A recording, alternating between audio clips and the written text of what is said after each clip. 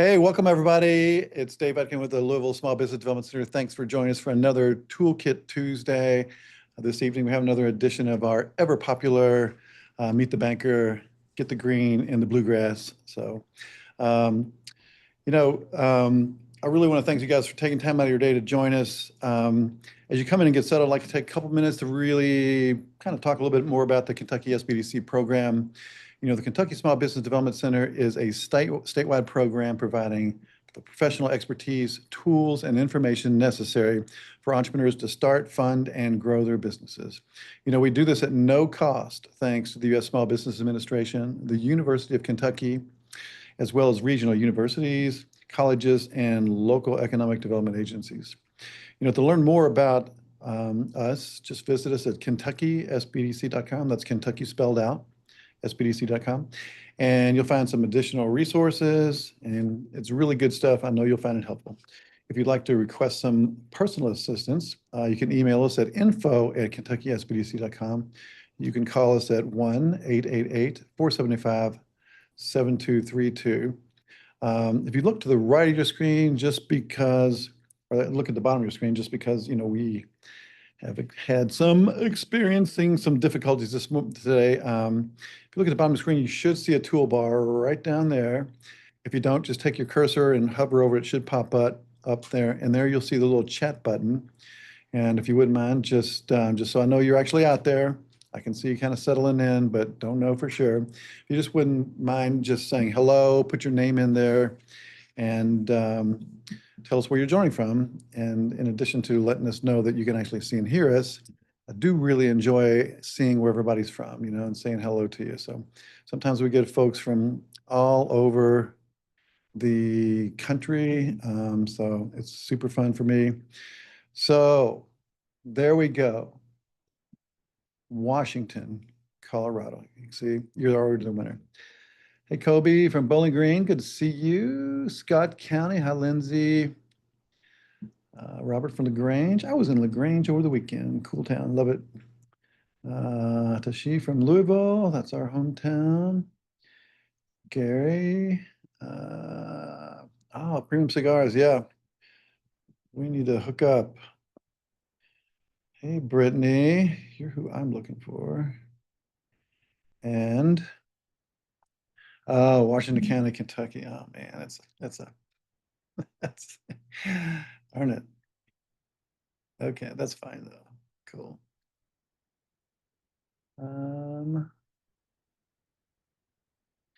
Yeah. So here we got folks from all over Kentucky. So today I am joined by a few of my great friends. Jennifer Cooper from Central Bank and Will Kirk from Stockyards. I've got a couple other folks. Hopefully I can get them in the room for Park Community Federal Credit Union. Some good folks that you'll need to really know. And so, Jen and Will, I'm going to let you guys and hopefully Alicia and Brittany, I'll let you guys talk a little bit about the bank, all the stuff you guys do, the cool stuff that you guys can help people with. I just want to know I work with these folks all the time. They are great people to know, and I'm very happy to introduce you guys to them. But this is your opportunity out there to ask questions specifically about what you're going through, what you've seen, why you can't access capital or certain situations, whatever you got, just put it in the chat and we'll be here and answer all your questions. And this is a great opportunity for everybody to really dig in to the funding problem that everybody seems to have when they launch their business. So these are a great panel of experts. Please take advantage of it. So with that, I think I'll just launch with Jennifer. Why don't you tell us about Central Bank and what you do and how you can help people? Okay, well, hello. Um, I am the SBA lender for Central Bank and Trust, and I work with small business owners through the loan process at Central Bank using the SBA 7A program or the SBA 504 loan programs. The SBA 7A loan program is probably the most common SBA loan, offering flexible financing for various business purposes, including working capital, equipment, real estate, business acquisitions, partner buyouts, business startups. And the SBA 504 loan program is used for acquiring fixed assets like real estate and equipment. A little bit about Central Bank. We started in 1946. We were named one of the best places to work in Kentucky. We have 28 banking centers throughout the state of Kentucky, including 4 here in Louisville. So happy to join everyone tonight and forward to hearing what kind of questions the participants have. Okay, Will? Good evening. I'm Will Kirk. I'm a commercial lender with Stockyards Bank. Can everybody hear me okay? Am I coming through? It's frozen a little bit on my end, but I also work with small businesses in the same way that Jennifer does. So a little bit about Stockyards. Stockyards has been in the Louisville community since 1904. We have built our business on one relationship at a time. It's a full service relationship bank. We now have 70 branches between Kentucky, Indiana, and Ohio. Our primary market is the Louisville market, but we are expanding into Indianapolis and the Cincinnati areas. As of the end of first quarter of this year, we are at 9 billion asset bank. So a little bit about what I do on the small business side, in the same way Jennifer does. I focus mainly on the SBA 7A loans, which Jennifer explained, can be used for real estate, equipment, working capital, buying out a partner, or refinancing business debt. Another thing that we can offer at Stockyards is the SBA Express loans, which are typically loans less than 500,000. There's a little less paperwork, and it can be a little more of a streamlined process if you're not needing as much capital if you're in the 500,000 or less. So yeah, that's. Oh, and then I also did mention Stockyards is an SBA preferred lender. So we have the delegated authority to make SBA loan decisions in-house, and that speeds up the process and makes funding and access a little bit quicker for business owners. So that's where we can benefit you. Well, in a big stroke of luck, we are joined by Alicia and Brittany from Park Community Credit Union. So thank you so much for joining us. Just tell us a little bit about Park and what you guys do and what's going on. Sure. Thank you for having me. So I'm Alicia Tonelli. I'm a commercial loan officer with Park Community Credit Union. We were established in 1965 as the official credit union of GE Appliance Park. We've since grown to 13 locations in Louisville, Southern Indiana, and the Bluegrass area. Our mission is to build thriving communities, help individuals and businesses grow and reach their financial goals, and just create a sense of belonging in all of our communities that we serve. And one way that we do that is through our microloan program, which offers up to $10,000 to small business owners, either new or existing, that just need funds to either for startup costs or marketing or equipment, inventory, or anything like that. And the best part about that loan is that if you pay as agreed, you get all of the interest that you paid in refunded back to you at the end. And the application process is pretty simple. But yeah, that's me. Pretty good. I like that. So we got a question already. So I'm just going to throw it out and we kind of go around and you guys can answer.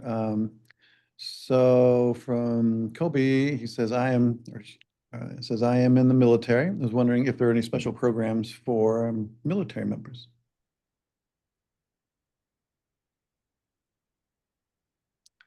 Anybody? No? Unfortunately, we don't really have anything special. Yeah. Yeah, Jen, doesn't the SBA have something, or they did? they at one time did have some benefits for veterans, but They are rolling out some changes effective June 1st, but I don't believe there's any additional benefits to that. Mm-hmm. But there's still a lot to be said about that, all those changes that are coming June 1st. But Yeah. at this time, there's none that I'm aware of. Yeah. Oh, well, yeah, there was, I think it was called Veterans Express or something. I can't remember. It was a while back, um, but anyway, just to jump in on the military a little bit, I did some teaching down in Fort Knox, and some of the research that we came across is that military members make great entrepreneurs. Just the training that you have, the mission focus, it just helps a lot. So, if you want to jump into business, the number one thing I would advise you to do is to get involved, know everybody. You should know, reach out to these three folks. We'll send you their contact info, and just introduce yourself. You never know where a door will open for you. So make sure you know everybody. Louisville's a great place to start a business. There are so many free resources everywhere that you can tap into. So just take advantage of all that. Um, on that note, I was wondering if maybe you guys can talk a little bit about when someone comes to you and they have an idea to start a business. We'll talk about startups for a little bit before we move on to a different topic. But um, what would you like to see? What's the first step for each bank? So Will, why don't you explain a little bit about that process? So I think one of the starting points would be having a strong business plan, and being able to put that on paper where someone can just pick it up and immediately understand what it is that you're trying to do with the capital. A lot of times I'll see people will say, I need a $200,000 business loan. Well, I need to know, what exactly are those funds going to be used for? How is it going to generate revenue? So being able to clearly articulate what you're going to use the money for goes a long way with developing the plan. So, Yeah. And I think everything else comes together once you have your plan in mind and you can relay that to someone else. Right. Great point. Jennifer, what do you think? Mute myself here. Well, the bank, along with the SBA, uses the 5 C's of credit to assess the borrower, and those are character, capacity, capital, collateral, and conditions. Character would refer to the borrower's personal credit history and repayment history. So we look for that. Capacity would be your ability to repay the loan. Capital is your personal net worth and financial resources, indicating, your ability to contribute to the loan. Collateral, any assets pledged as security for your prospective loan. And then conditions examines the overall circumstances of the loan, including its purpose and terms. And then in addition to that, what Will mentioned about a good, strong business plan and projections. Mm-hmm. Alicia, what do you look for? I had to plug my computer in. In addition to what they said, because those are all items that we look for, but I highly recommend getting all of your financials in order, like your tax returns, your personal, if you have business, getting those in order as well. Current bank statements, any documents you can provide that would help us make the correct decision. And if you have it all together at the beginning, then it just makes the process much smoother, and we don't have to go back and forth a lot on getting a decision for you. Yeah. Good stuff. I think I'm going to weigh in since I have all the buttons on my screen. The other thing that people often don't think of is in addition to just traditional financing and traditional fundings, there is a ton of non-traditional sources. I know Parks, a CDFI, these are different, these are kind of different. They're not banks, but they're sort of financial institutions. So there's always a way to find some money somehow, so don't let that stop you. And at the very basic level, you can use your customers as a bank. You know, if you've ever had any remodeling or something like that done at your house, the first thing they'll ask for is a deposit. And what that contractor just did is they turned you into their bank. They took that deposit and they used that to buy materials and stuff for. So there's always a way, and just kind of get creative. And you know, we do this every day at this SBDC. You can just call any of us and we can come up with some things. It might not be fast, but we'll stick with it and get it done. So let's see. Roberts asked, how long do you need to be in business to get a loan like a 7A loan? Well, the SBA will finance startups. So with a good business plan and good projections, I always would recommend someone to reach out to David's group, the SBDC. Those are experts in really reviewing business plans and helping the borrower carefully prepare those projections so that when they're presented to the bank, they make sense to the banker and to our credit department and so forth. But you do not have to be in business for any length of time to qualify for an SBA 7A, to apply for a 7A loan. Mhm. Yeah.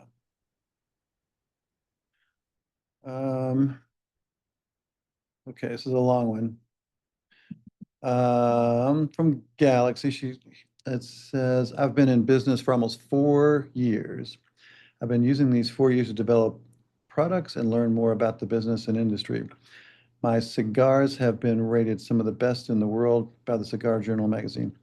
I have a 2023 Cigar Journal Best Buy and the only USA brand featured in their 30th anniversary edition.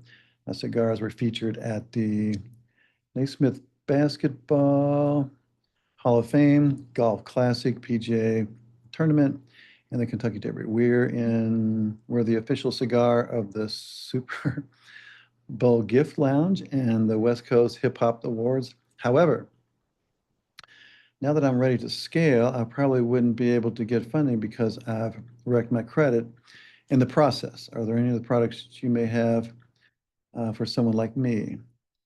You know, I do see that sometimes a lot. What do you guys think? What's some advice? Alicia? Yes. The microloan would be perfect. I don't know if 10,000 would be enough for what you're needing, but it's great to start the relationship with Park. We don't just take your credit into consideration. There's several factors. There's a scorecard that we look at, but yeah, your credit score. And I mean, you've been in business 4 years, so that would help you and your experience in the industry. We look at all of that as well as I'm assuming that what you need the money for is to buy inventory or materials to make cigars and stuff. So yeah, that's part of the scaling. Yeah. Will or Jennifer, any thoughts? I'll just say we look at the full picture. A lot of times we'll look at credit and somebody will have something as silly as a phone bill that, for whatever reason, just slipped through the cracks and it shows up on collection. So we do provide the opportunity, if there's negative marks on a credit report, to give the potential borrower the opportunity to explain what happened. And we're going to look at the whole picture, depending on what the collateral looks like, cash flow, credit can be mitigated, depending on what it is. I mean, we're obviously, if it's significant issues, but we'll do our best to try to work around bad credit. If there's a lot of other positives in the situation, we can move past it. Cool. Jennifer, anything? Yeah, I agree with what they both said. Credit's not necessarily a complete halt.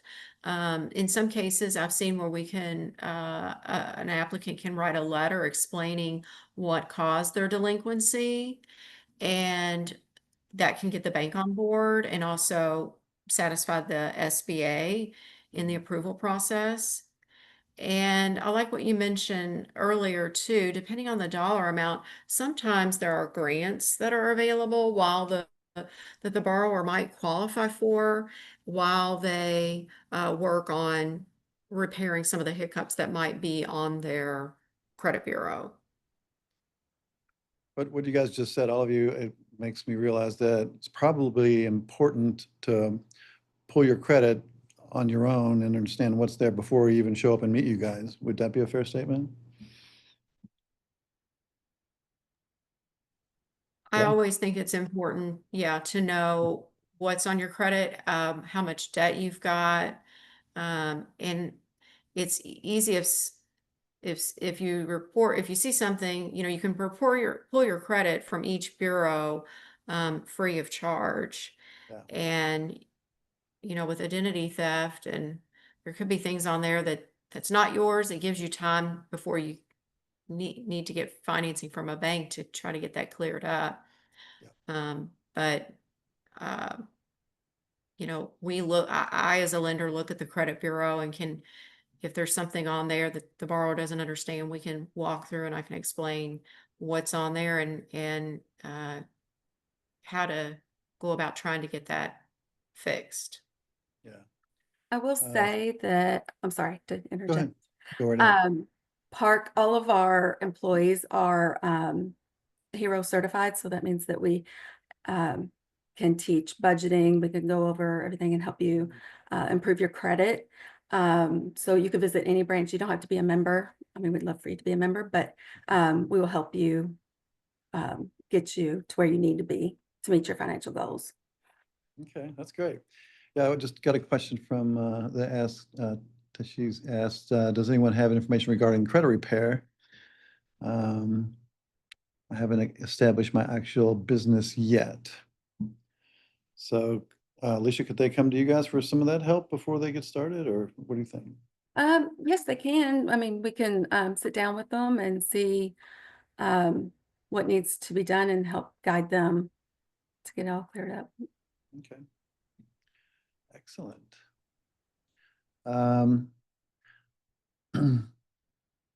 Seems asks, what is the difference between a grant and a loan? Jennifer, you want to take that since you brought it up? Well, there are grants that are forgivable, that can be offered in the county that you reside in or through a foundation, through chambers of commerce. Those are great resources to look for grants that potentially you don't have to pay back. A loan is going to require payback and most often with interest. Mhm. Yeah. I'll just say this about grants is that they're not always there, so you always have to be on the hunt. So I recommend that you figure out to put a Google alert on there so that you get notifications when a grant is being offered. And often they're only available for a short period of time. So it's like the Hunger Games, everybody's diving in to make applications. So you got to be quick and keep your eyes open for all that. So, and they're getting scarcer and scarcer these days, to be honest with you. Let's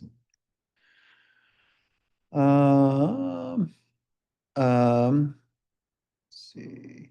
What are some advice do you give to a business to build relationships and to build credit? Will? So one option in terms of building credit, if you have bad credit or limited credit, one thing that I offered, I was a branch manager for 3 years at Stockyards. We have a secured credit card where basically you deposit the money up front into a savings account, and that will be in turn the bank would give you a credit line based on how much you put in that savings, and that savings would be collateral on the credit card. So it really helps the approval process because you've basically given the money up front and the bank's just lending it back to you in the form of a secured credit card. So that's one way really we would approve basically any credit because it's a fully secured credit card, whereas most credit cards are unsecured. a secured credit card option is a good way to build your credit back up. And so then what happens is they use the credit card and they pay on time, then you guys report that to the credit agency? Yes. So all payments are reported to the credit bureau.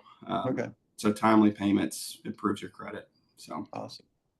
and then the idea is once your credit improves and is established, then you can go towards an unsecured credit card and release that savings account and get those funds back. So they're still your funds. They're just restricted while you have the secured credit card. Okay, good option. Shannon says, I have a relationship with Park.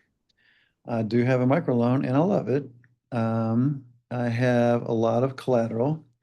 Due to bootstrapping my business, I have purchased all of my equipment and one RV. I am on my second RV, but I've basically messed up my credit doing this though. I have gotten down to less than $1,200 to pay off the microloan. Can I get a regular business loan or stick with reapplying for the micro? Okay, so we could take a look at it. Uh-oh.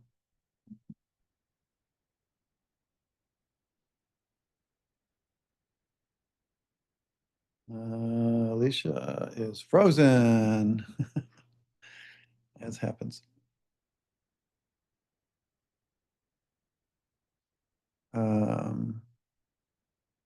Okay, I'm going to jump in here and answer this. She asks, please repeat the names of the banks being represented. Well, Alicia unfreezes. So we have Jennifer Cooper up at the top from Central Bank, Will Kirk from Stockyards Bank, and Alicia is pretty obvious because she has a giant Park sign behind her. Okay, she's going to come back on because I do want to hear this question, answer this question.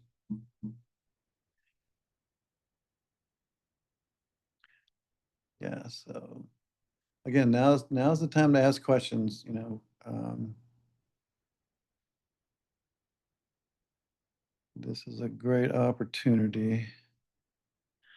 All right, here's a good one for you, Jennifer. Lindsay asks, I've heard some sweeping changes coming in the SBA programs. Can you highlight? Oh, here she comes. We'll hang on to that for just a second. All right, there, unmute there. Unmute, there you go. Can you see me? Yeah, I'm so sorry. that's okay, it happens all the time.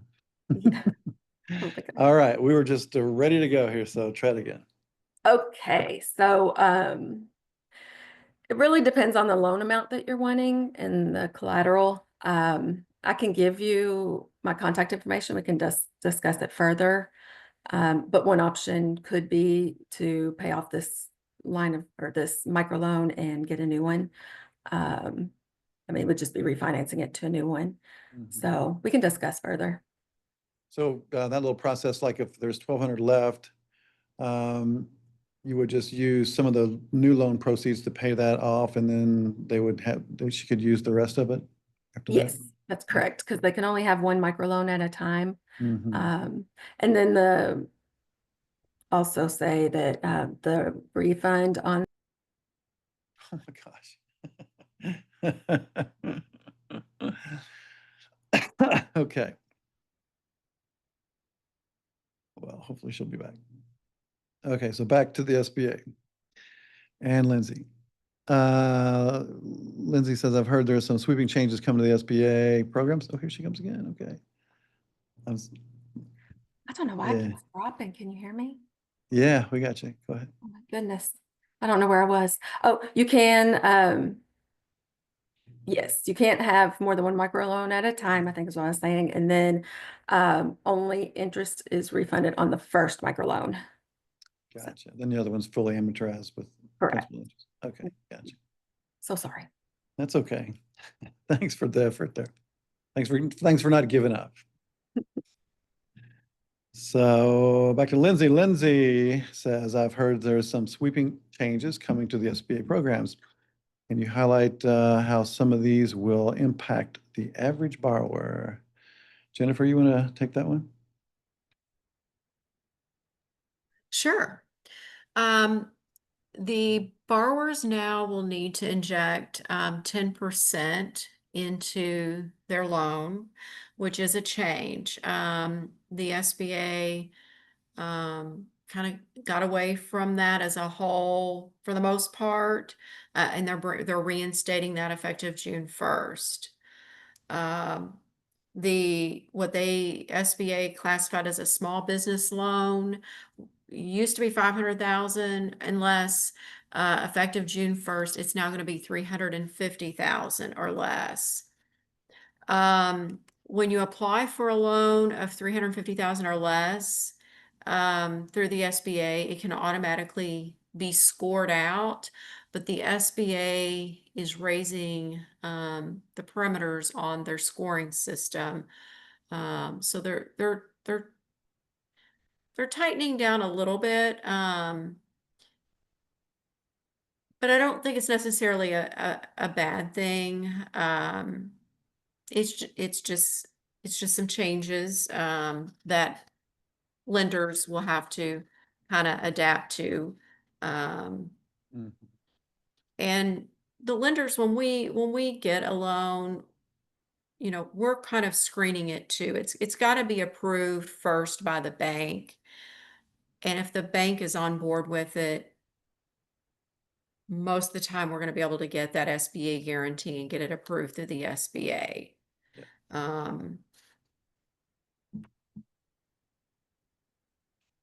I'm trying to think.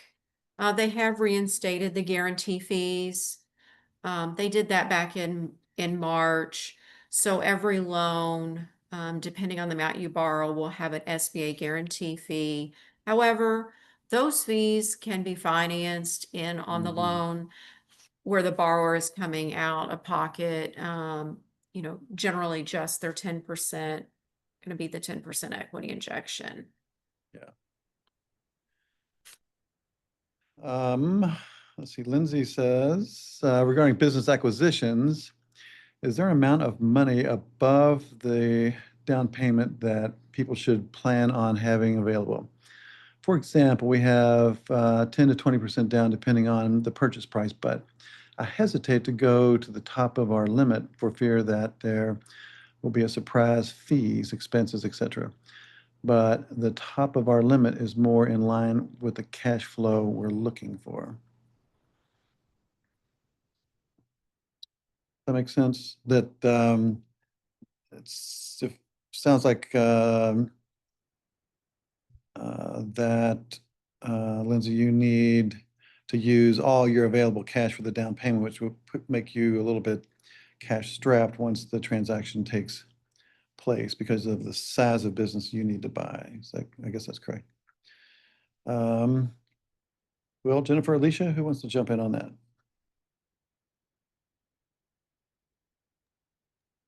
Well, the SBA does allow on business acquisitions for you to finance some permanent working capital, because what the bank and the SBA doesn't want is for you to take all of your capital and get into the business and then realize it's not going as great, or it takes some time for the new ownership to kind of ramp back up. So have a conversation with your banker, consider financing some permanent working capital so that you're not strapped the first 3-6 months when you officially take over. Mhm. And all legal fees um for that acquisition should be eligible to be financed into your loan. Okay, that would cover some stuff. Would any of you guys consider like doing a 7A and then do like a sidecar line of credit for some amount? Yes, that's definitely eligible as well. Okay. Well, Alicia, anything want to add to that? I would say, oh, sorry, Go ahead. I would just say it kind of sounds like the payment that you're getting on the 20% down is is much better in terms of cash flow than the 10%.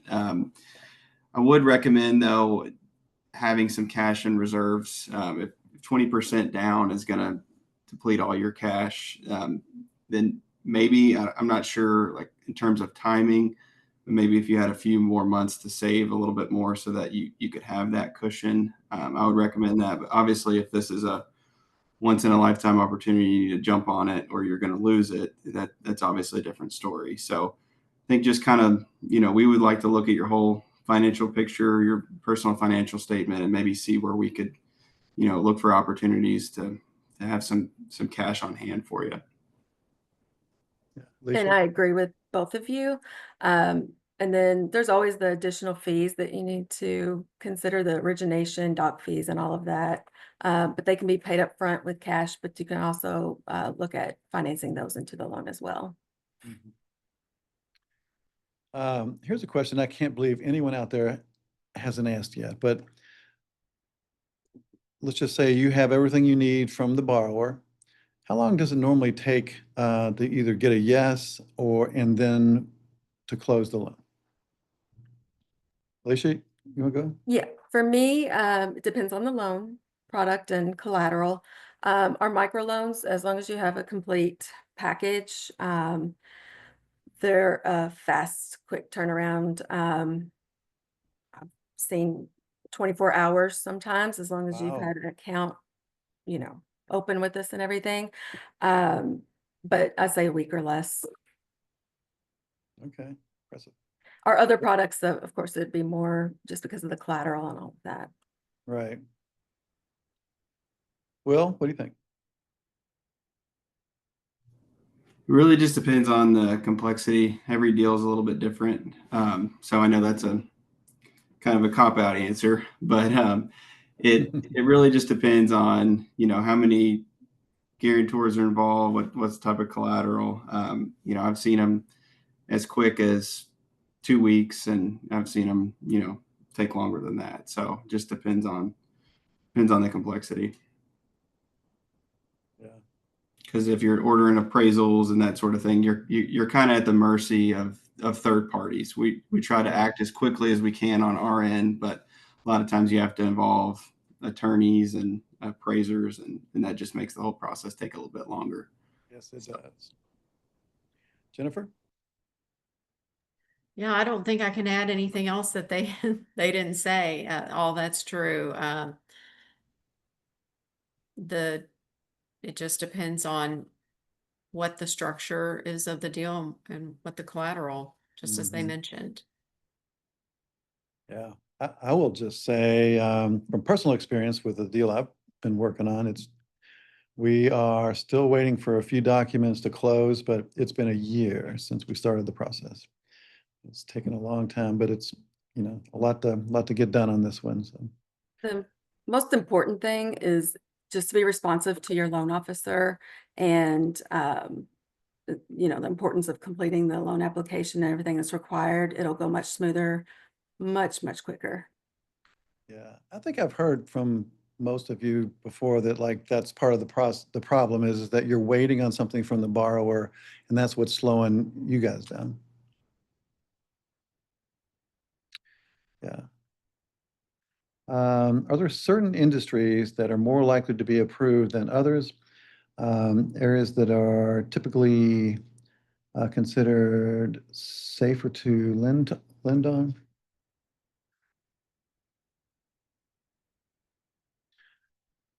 What do you think, Will? Well, the short answer is definitely yes. There are some, industries that are safer to lend on. A lot of it comes down to how long the business has been active and operating, how strong the collateral is, what the history is of the cash flow. So it really, depends on the history of the business. And then, there are certain industries. I think I get questions all the time about marijuana companies, and that's something that at least Stockyards Bank is not something that they're getting involved with until it becomes a federally legal product. So, I mean, there are some things that banks can't do. some banks might not be have an appetite for restaurants as much as others. So it's bank by bank. But so yeah, that's Our safest ones would be the tangible collateral, like real estate. Real estate's like our big one because, it's got something to stand behind it. But we're always willing to lend to most industries except for, the marijuana, CBD, and firearms. We won't do those, but Interesting. Jennifer, what do you think? Yeah, if it depends on the collateral, some banks, at different times, the bank might have an appetite for something different. I would recommend just, reaching out and talking to your banker. Experience of the guarantor goes a long way too. So if they've got a lot of experience, then we can make a case. It also depends on the amount that they're asking to borrow.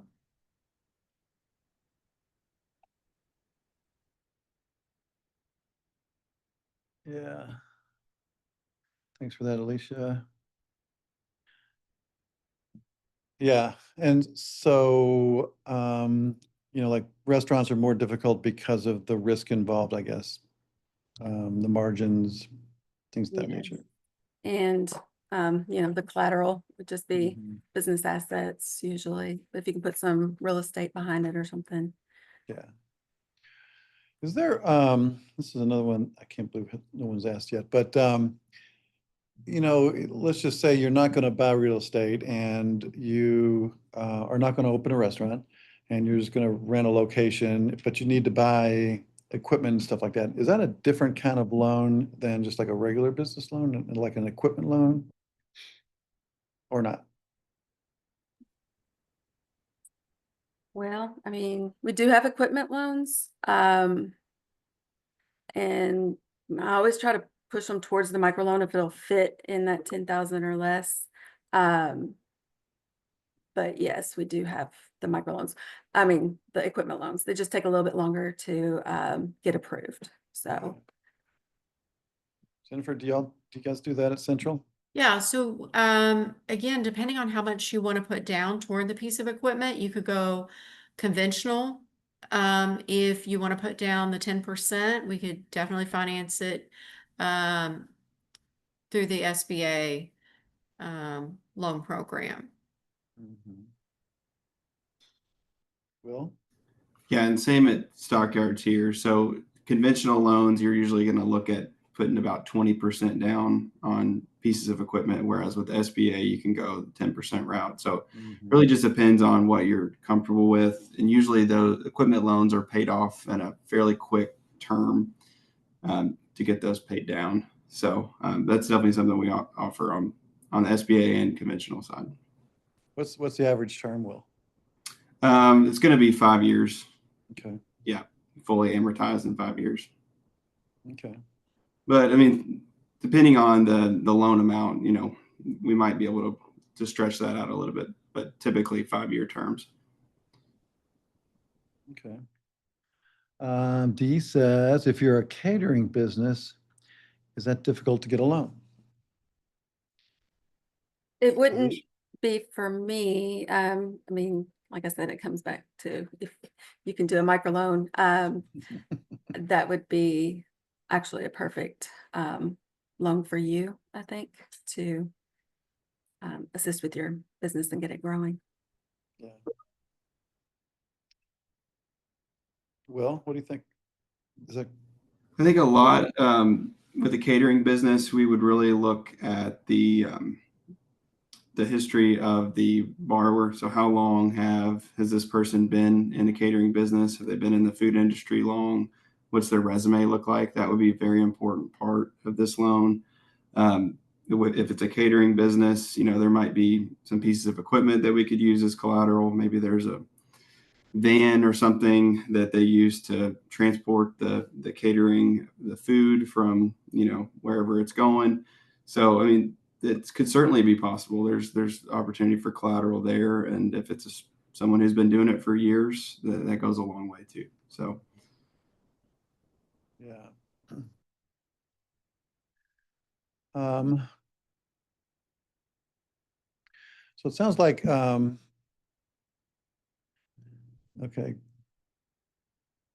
Lindsay, you have the longest questions ever, but that's great.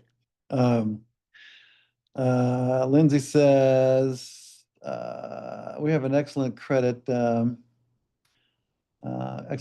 down payment, and are looking for businesses. We have relatable or direct experience, and we own our home with a balance of about 70% of the value to use as collateral. But I also own my mother's home because she is no longer able to manage that herself due to medical issues. I would prefer not to use her home as collateral, but I'm an only child and there's no one else to transfer it to. Can you suggest ways to avoid using her property as for collateral? This has been my biggest holdup on pushing forward. Technically, it's not mine, but legally it is. I don't feel right risking it. Do I get a say in what it is used or what is used for collateral? These are good questions, though, Lindsay. I guess the gist of the question is, does Lindsay get to pick what you guys use for collateral, or do you guys choose? I mean, Go ahead. you would pick as long as there is enough equity for the loan. So if you're using real estate, 80% is what we can go to for the value. Mhm. Of the Yeah. unencumbered equity. Yes. Yeah. Yeah. What do you yeah, think, Jennifer? Or Will? sorry. Go ahead. Yeah, we definitely wouldn't force you to use your mother's house as collateral. That would definitely be a discussion that we could have, and it would be agreed upon with both parties. But in terms of lending against your mother's house, you would have to be on the deed to the house to be able to do that anyway. So um, I would recommend, home values have gone up significantly. So maybe your primary residence might have more equity, especially if you've done any improvements in the past couple of years to make the value go up even more. So, yeah, we would never force you to use anything as collateral. It would definitely be agreed upon both parties. Jennifer, I'm going to ask a similar question, but not the exactly same one. But so what's the difference between collateral and a guarantee? Well, so the SBA does look at loans greater than 350,000. Um, if they lack collateral, they're going to want any type of available collateral that's out there, including your personal residence. And what that essentially means is if you do have equity in your personal residence, they're not going to require that you pull that equity out, but they're going to put a lien on that property. And then they'll keep looking at collateral, um, possibly vehicles, possibly second homes, until the loan gets fully collateralized. So that's kind of the collateral piece of it. And again, that's the fully collateralized, um, effective June 1st is going to be, if you're talking about a loan greater than 350. And we will look at all collateral that's available within the business first. Um, we also need a personal guarantee for anyone that owns 20% or more in the business. And that's not just our bank, that's the SBA. And that guarantee is exact, you are guaranteeing that if the business would not continue to operate, you're you're gonna pay back the loan because they are backed by the government, and you don't want to default on a government guarantee loan. Right. Yeah. Mm. So we're getting close to the top of the hour, folks. If you have any questions, now is the time to get it in. Uh, so let's see if we have anything in turn. Nope. Um, uh, Will, what do you tell borrowers that you can't help? Let's just say for whatever reason, there's not enough collateral, whatever, you just can't do the deal. I mean, what happens next? It's a tough question. Yeah, that is a tough question. I guess what I would recommend is, when we're going through the loan process, we're going to take a deep dive into the business's financials. So we're going to look at probably the most important document is the income statement or the profit and loss. So what we could recommend in that situation is maybe they've got some really high overhead. Maybe they're leasing a space that the landlords raise their rent and it's just killing all their cash flow. So we could make some recommendations. Maybe it's worth, moving to a building in a different location that has a lower monthly payment. So there's some options with operating expenses that we could recommend getting those cut down to help improve cash flow and maybe revisit it. Once we have a history of things looking better, that could help cash flow tremendously and help us get through, in a few months or, a couple years down the road. So that's what I would recommend. So Jennifer, is it often like, it's not really a no, but it's like a not now? Correct. And I do want to state one thing back on the collateral. If we have examined everything that is available for collateral and we've taken everything and we buttoned it up and it still lacks collateral, the SBA will not deny the loan for lack of collateral if we've attempted to take everything available. So just want to let the participants know that. And when when a borrower is just not right there and I'm not able to help them at this time, I try to give them guidance on what needs to be improved and what steps they can take so that they can come back in 6 to 12 months um, and revisit that loan. Yeah. I'd say the same. We just review, see what issues there are, and come up with a game plan so that we can help them improve their financial position. And then we'll reach out to other lenders as well that might be able to help them if we have, other lenders connections. And we also recommend them to the Small Business Development Center as well, to help them out if needed. Yeah, well, we certainly can. Let's see. Oh, quick question here. Can a property out of state be used as collateral? We can only do Southern Indiana and Kentucky at the moment. That's our, like 100 miles or so from any of our branches. Yeah. Jennifer, can you guys do that? It would depend on where it's at. It's up to each individual bank and credit union if they want to pursue that, because then in the event that they would default, then the bank has to inspect the property, which could be costly, especially I see that it's in Florida. We don't have locations in Florida, so we would have to pay someone to inspect it and go through that due diligence. But Yeah. as far as an SBA loan, it would be eligible. It's just up to the bank if they're on board with accepting it as collateral. Will, would you guys do that? Very similar to what Jennifer said. Ideally, we would like it to be in our footprint where it's easily monitored. So in that Ohio, Indiana, Central Kentucky, Louisville area. It is possible. I have seen that done before. It really, I keep going back to this, but it just kind of depends on the whole picture.